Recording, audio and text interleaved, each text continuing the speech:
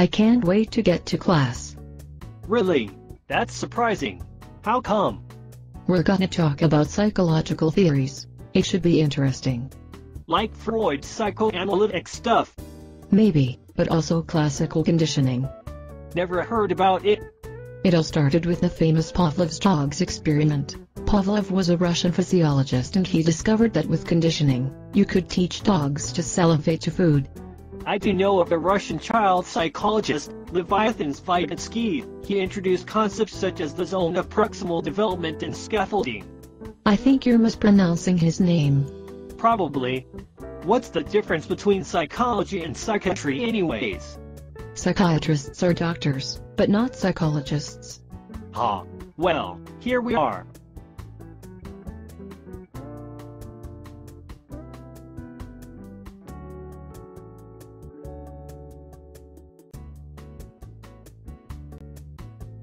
Hello, class. As you know, today, we'll be going over some famous psychological theories. Now, you can tell me which were the psychosocial stages proposed by Eric Erikson.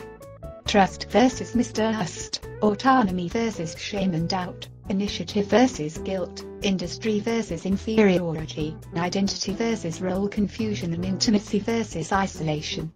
Excellent, Samantha, but there are two more. Generativity versus stagnation, and ego integrity versus despair. Thank you, Isabella. Now, let's look at operant conditioning. Reinforcement can be positive and negative. Both influence behavior.